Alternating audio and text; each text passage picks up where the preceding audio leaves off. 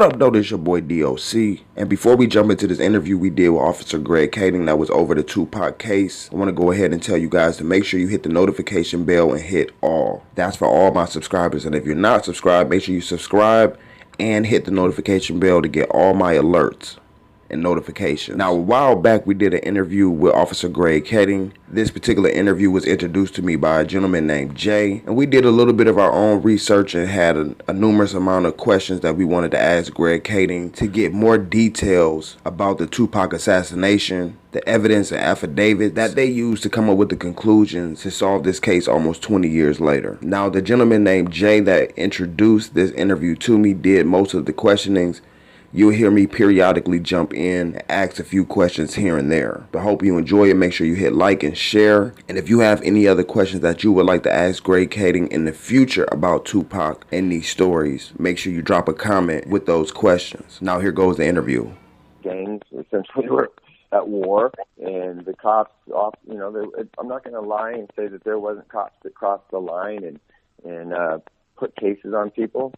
That was the exception to the rule, obviously, but it only has to happen once in order for it to become a problem. I mean, one guy who's improperly accused of doing something he didn't do, that's one time too many.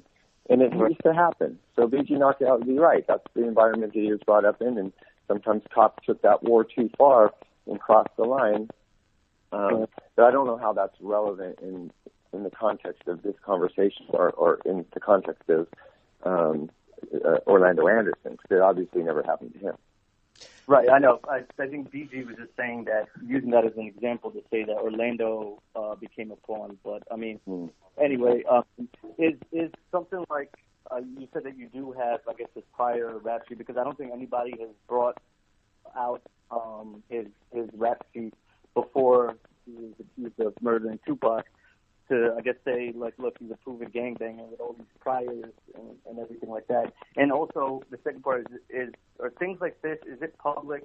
Can that be requested, information like that? No, it's really hard to get a person's rap sheet. It's just because the systems that we have to use to get those, the databases that we have to use to get those, they have very stern rules, and if you violate those rules, you can be held criminally liable. So to find a cop and say, hey, can you get me Orlando Anderson's rap sheet, they've got to log into the system. They have to use their serial number. They have to go through these protocols and then get it. And then if that's ever misused and traced, because it's all stamped, like that system knows who's making the inquiry. And then if the release of that information ever gets out and is misused, it can be traced back to the person who got it. And why would some cop expose himself to that liability just to give some journalist a rap sheet?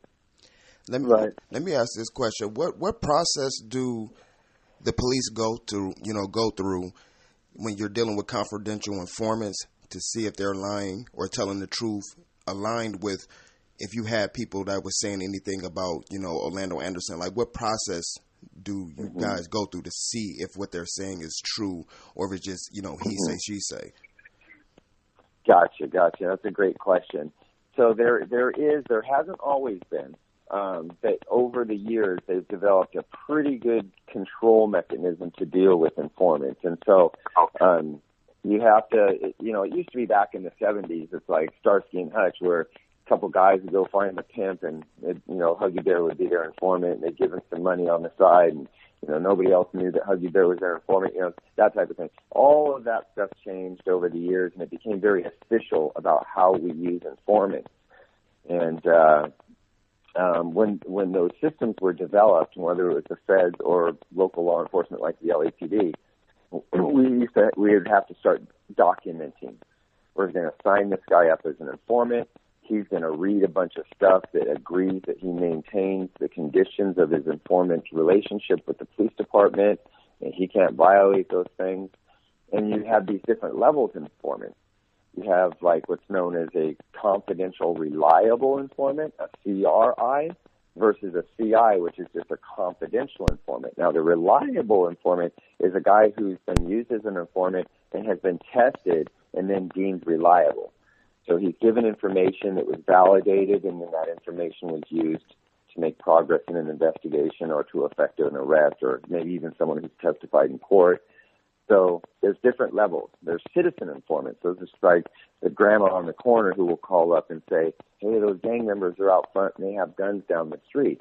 Well, we don't want to get her in trouble, so, and we don't question her integrity. She's just a lady that doesn't like the fact that a bunch of gangsters across the street are out there with guns.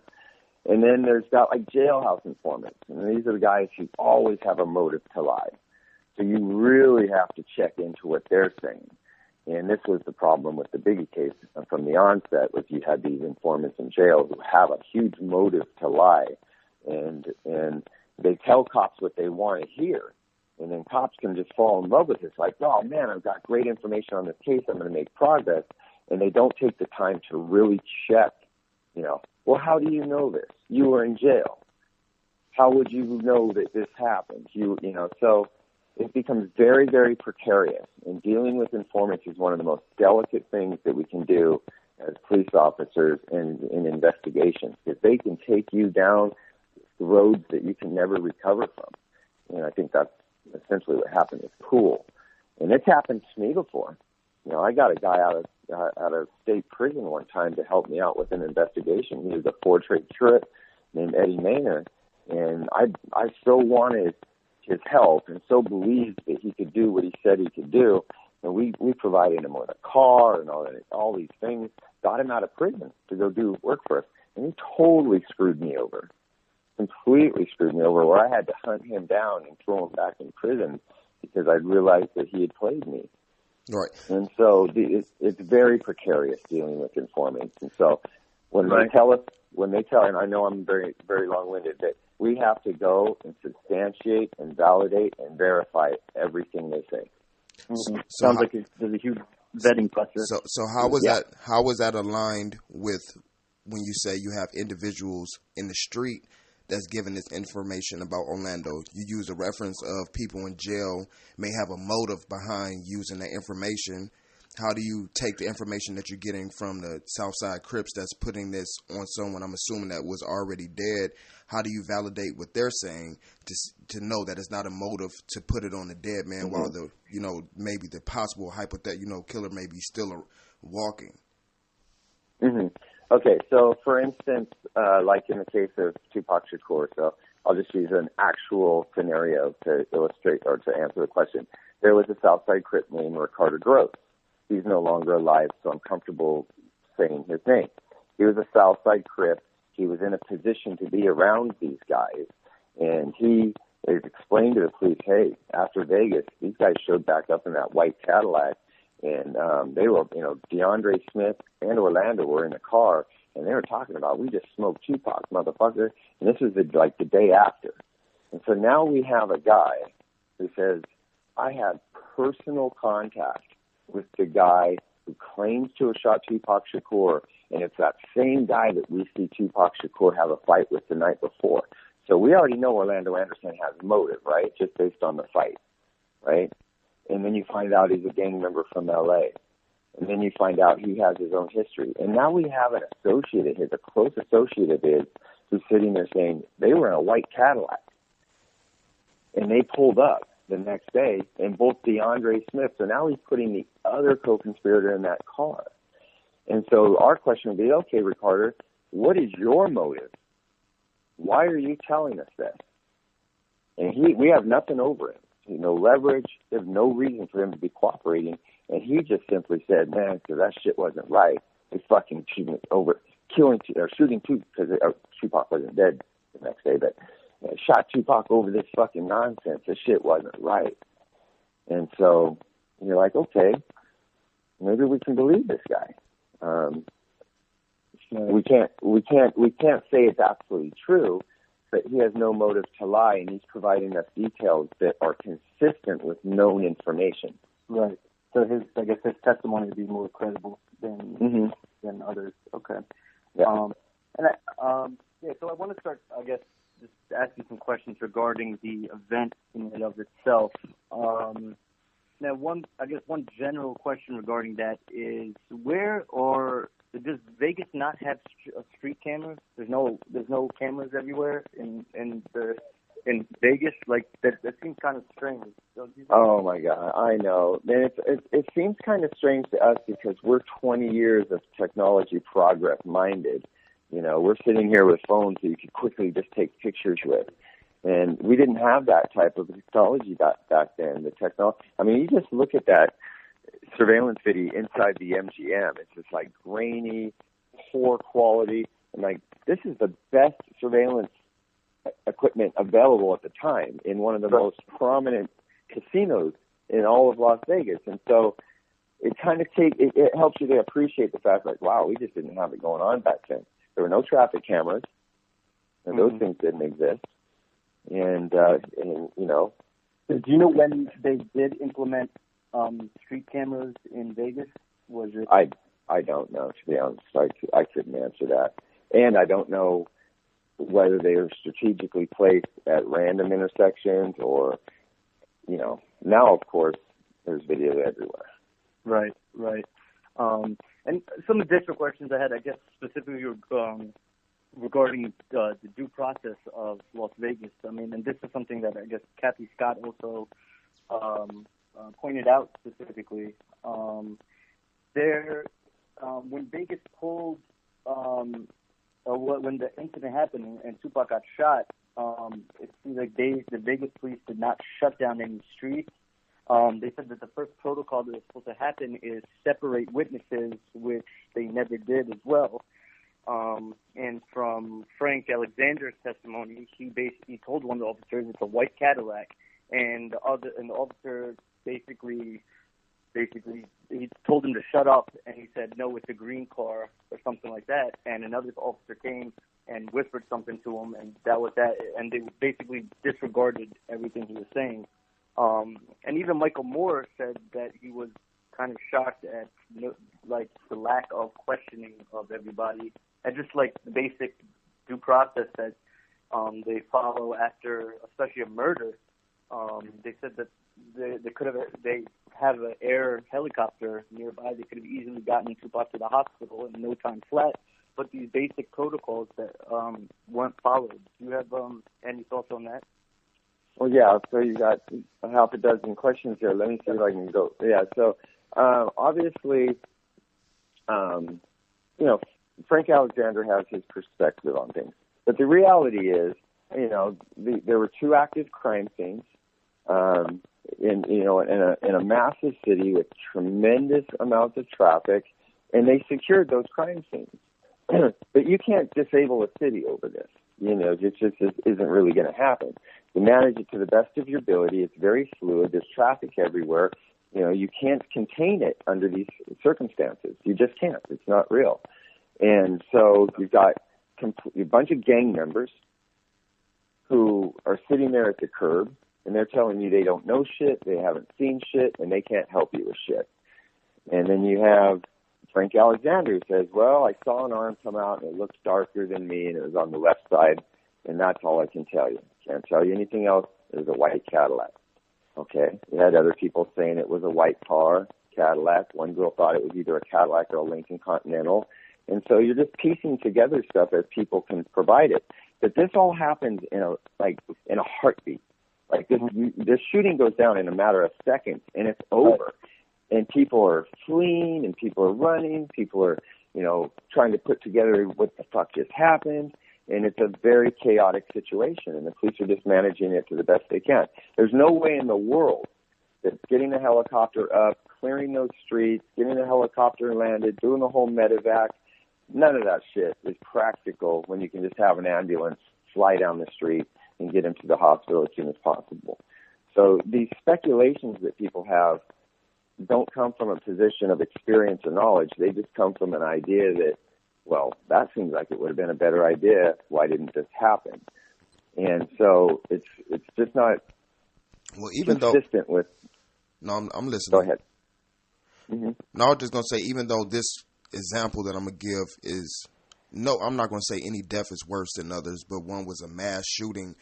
When that shooting just happened in Las Vegas, didn't they shut down the freeway in certain strips to try to catch or to contain what was going on? Right, and that's a great example. So now, because of events like 20 years ago, law enforcement is slowly and surely, it learns from these events. The response today of law enforcement is going to be much different than a response 20 years ago. And the response 20 years ago is going to be very much different than the response back in the 1970s. And so, you become more progressive and you learn how to better handle situations, but it's very difficult to compare today's technology and today's ways of dealing with things with how it used to be 20 years ago. Think about the times when we didn't even have SWAT teams. 20 years before I came on the job, there wasn't even such a thing as a tactical team or a SWAT team. Those didn't exist. So if a bank robbery happened, instead of dealing with it the way we know those things happen today, you just had a couple of, gunslingers, with cowboy hats on trying to run and figure out what happened in a bank. So, it's unfortunate that we don't have a perfect way of handling these tragic, chaotic things. It sucks. Yeah, I guess from the perspective of them, I think from Idi Amin and Frank Alexander, I guess in their testimony, the police acted hostile towards them and questioned them. So they were the suspects rather than listening to them. And one big thing which I felt that was horrible, the fact that after they told them repeatedly, they did tell them that it was a white Cadillac, the Las Vegas PD never radioed in to look for that car. Like, that was never done on the radio for them to look for this white Cadillac after they'd been told by the guys around there, Frank and Edie and all those guys, that it was a white Cadillac. And they never radioed that in, which is, I think from my perspective, that sounds kind of crazy. It sounds crazy, but you'd ask yourself, why do we believe that? Because Frank Alexander, he didn't have a police radio on him. Idi Amin, they didn't have a police radio on them. They have no idea what kind of communications were going on. I absolutely guarantee you and know for a fact, because I've seen the 9/11 printouts, that these cops were on the radios.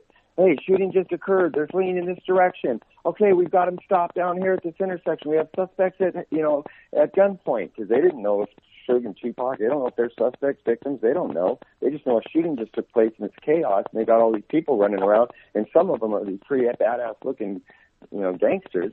And so they're trying to figure out what the hell, who's who in the zoo. And that once they are told, hey, it was a white Cadillac, they fled this direction, they put that out over the radio. Witnesses say it was a white Cadillac, four-door, no plate, possibly last seen eastbound on Flamingo. So those radio communications absolutely were put out. I guess from what I've been reading, they were not put out. And if they were put out, they were not put out in a timely manner whatsoever, which gave them time to I guess, basically dump their vehicle and get out of the car. They were out of the car by the time Tupac was in an ambulance. That's how quickly they dumped that car. Right. Yeah. So that car ended up being recovered? No, it was never recovered. We were never able to trace it until we got TCD's, until we get his confession. We had heard that Terrence Brown's stepmother had rented it, but we eventually got that validated when Kesey explains that that's exactly what happened. Unfortunately for us, so many years have gone by, going back and tracking it down through the rental agency was impossible. They just didn't have those records. So unfortunately, that Cadillac was never recovered. So now we're just relying on witness statements about the make and model, but we can't tie it to anybody. And, one of the things that we have to take into consideration is, like, when people, like Frank Alexander are telling their stories, what's going behind the scenes with them. So Frank's dissing the police, saying the police are fucked up and they didn't do their jobs right and they did this and that. Well, what's Frank doing meanwhile? He's sitting in there in his interviews absolutely lying about what took place. So that night specifically? Yeah, absolutely. Can you just give an example of what during that night he lied about? Sure. So when he gets interviewed by Las Vegas PD, by the investigators, because at first his initial statements were he saw very little, right? All he knows is that an arm came out, a white Cadillac, somebody shot and fled. That's all he could really tell you. But then when he gets interviewed by the actual investigators, he says, well, what happened was, keep in mind, Tupac's alive at this point when he's telling the story. In the hospital. He's in the hospital. And they've already know that, oh, shit, Tupac done fucked up. If he recovers, they're going to revoke his bail. He's going back to prison. What are we going to do about this right now? Okay, let's come up with a story where we can say that Orlando Anderson had gone up and snatched Tupac's chain, and Orlando Anderson had initiated this conflict, and that way Tupac Shakur was just had a self-defense claim. Okay, well, that's all bullshit. That never happened. Orlando Anderson never approached Tupac and never snatched his chain. But that's what Frank is telling the cops. And when you lie to the police about important things like that, that misleads them. And you start going down different roads, and you can't connect the dots of truth with all these dots of mistruth. And so, and in Yapafula, what does he say? He says, hey, man, I saw the driver. He never says I saw the shooter. He says I saw the driver. Right. And, okay, what did he look like? He had a face like a bitch. Okay. That's testimony, yeah. So that's real helpful. Okay, can you tell us anything more? No, I could probably recognize him again, but he had a face like a bitch. Okay, hardly helpful. I think what you're talking about there, I think that was Gaddafi's testimony. I'm sorry. Yeah, he was light-skinned. He said he was light-skinned. I think he said he had a goatee. And, yeah, he said he looked soft in the face and like a bitch. Yeah, I think that's what you're talking about. Yeah, that's Yapafula, right? Yep, Yapafula, Gaddafi. Yep. Yeah. So then when they say, okay, well, thank you very much. We appreciate that help. It helps, I guess. I mean, then when they go back and say, okay, we think we have some pictures of some people we would like to show you. You said maybe you could recognize somebody. Why don't you come in and we'll show you some pictures? And he says, well, I've been told by the attorneys at Death Row Records not to cooperate anymore. I'm sorry, I can't help you anymore. So That's the kind of cooperation we get from people who are less interested in solving Pac's murder than they are into protecting themselves and protecting Suge Knight. Oh, I mean, I definitely understand that. The whole Code the Street thing makes it very difficult to solve murders. I think, but what we're getting at was, I guess, just the original police protocol that it seems like, at least to me still, that they didn't follow. They didn't separate the witnesses. And I don't know, as you said, maybe time elapsed and they started enforcing this more. But in terms of separating the witnesses, and even for the lack of information given to them, they were told by multiple people that it was a white Cadillac. And it seems from all the testimony that the cops were more hostile towards them. And I get that they're looked at as gangbangers, but they're also humans and victims. I mean, and it just seems like, I still believe, based on all this, that there was, I guess, the lack of, due diligence on Las Vegas' part. And you're right, and you're right to a degree. I'm not going to argue that you're not right. But if we take a minute to kind of see how this stuff evolves, we are the cops. We're there to help. And you're just either feeding us bullshit or telling us that you won't help. Now, why should we adopt the attitude of, oh, please, please, please help us. Please help us. When you, the people who should care most about this guy dying, aren't even helping us. And so you can easily see how an attitude would be like, all right, y'all don't care, why should we? We can't do this without you, and you don't want to do anything to help us. So you can see that happening. No, that I definitely I agree. There is that code on both sides. It's like the Republican Democrat thing. There's no handshake across the party lines when it comes to this. Now you said that one guy, Frank Anderzeller, correct me if I'm wrong.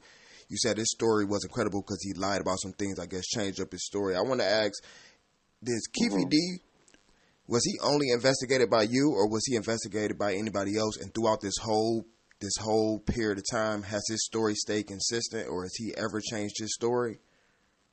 Yeah, he did change his story. He back in the 90s, he had said that he thought that Suge Knight was behind both murders.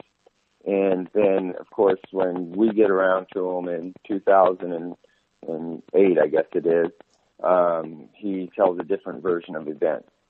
And so over that period of time, and and because of the predicament he was in with us, he was compelled to tell the story as he knew it. It was a completely different set of circumstances. So yeah, it did change. The difference is one's a murder conspirator and one's just a witness. A murder conspirator has a motive to lie. They're protecting themselves.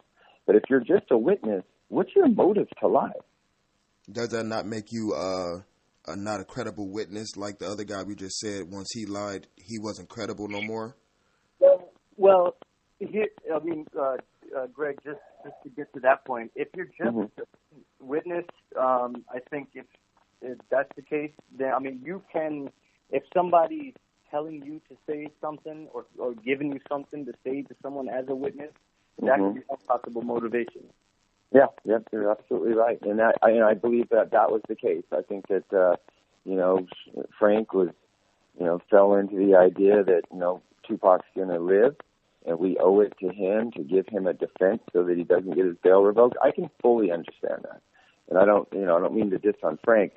I just mean that I get a little upset at Frank and these other conspiracy theorists who talk about police protocols without actually having any true understanding of what protocols are. Frank was never a cop. He never worked in law enforcement except as a custodian in a jail. And so, these guys don't really know exactly what's happening on the other side of the fence, but because they don't understand it, then they view it in a negative way. And instead of seeing it for what it actually is and in a practical way. Right. So I think that's it. But to go back to your partner's point, to go to Doc's point, people can change their story, but that doesn't mean they can't tell the truth.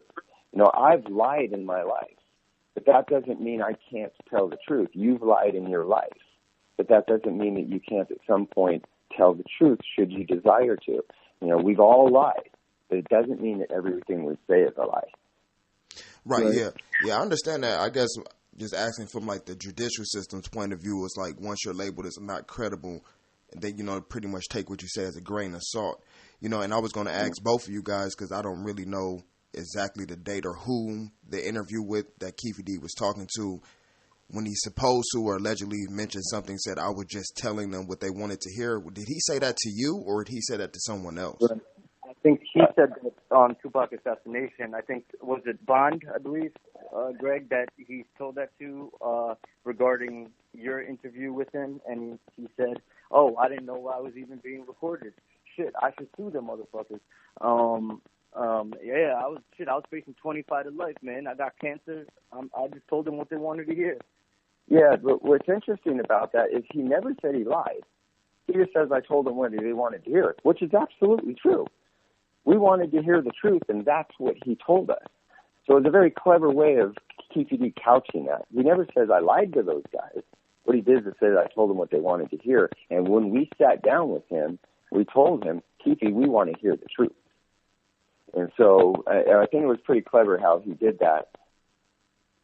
But going back to that point, when we sat down with him and we showed him his 1998 statement where he said, I think Suge had something to do with this. I don't know anything about this. He said to us, his comment was, oh, that was all bullshit.